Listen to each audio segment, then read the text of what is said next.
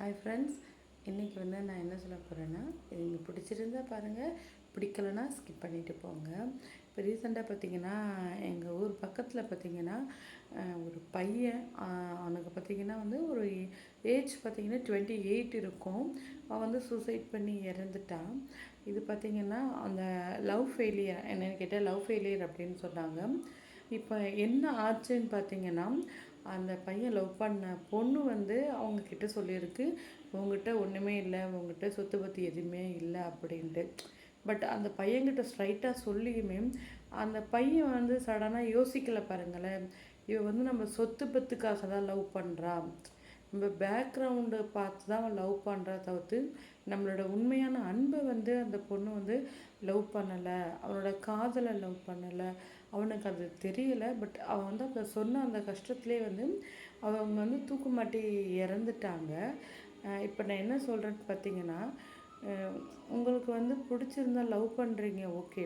அது பார்த்தீங்கன்னா அவங்களுக்கு வந்து நீங்கள் லவ் பண்ணும்போதே உனக்கு என்ன வீடு இருக்கா, கார் இருக்கா, ட்ரெயினா, பஸ் இருக்கா எல்லாம் கேட்டால் நீங்கள் லவ் பண்ணுறீங்க? இல்லை இல்லை.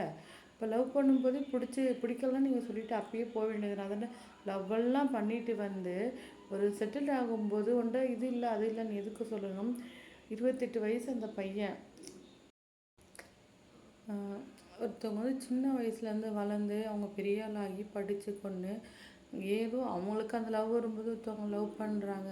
பட் அந்த டைமில் வந்து நம்ம யாரையும் இப்படி சொல்லக்கூடாது.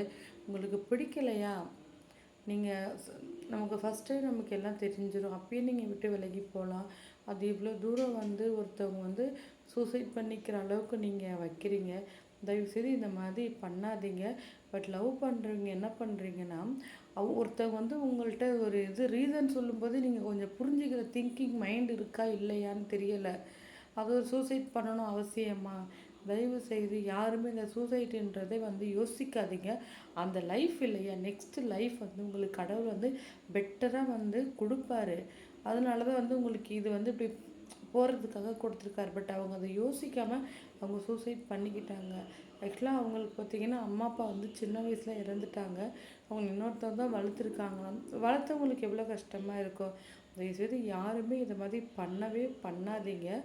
யாரும் யாரையும் ஏமாற்றாதீங்க. அப்போ வந்து சில பேர் வந்து சொல்லுவாங்க, பொண்ணு தான் வந்து ஏமாத்துது, ஓகே. இப்போ பையனும் ஏமாத்துறாங்க, ரெண்டுமே வந்து ஈக்குவல் தான், எதுக்குமே ஒன்றும் குறை கிடையாது. அவனும் ஏமாத்துறான் இவனும் ஏமாத்துற மாதிரி மாதிரி ஏமாற்ற வேண்டியதான். ஆனால் எல்லாம் வந்து கொஞ்சம் கேர்ஃபுல்லாக இருங்க.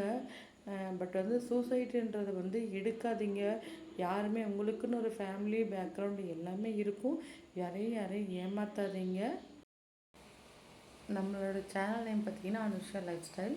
ஃபஸ்ட் டைம் யாருன்னா பார்க்குறீங்கன்னா மறக்காமல் சப்ஸ்கிரைப் பண்ணி லைக் பண்ணி ஷேர் பண்ணுங்கள். தேங்க்ஸ் ஃபார் வாட்சிங்.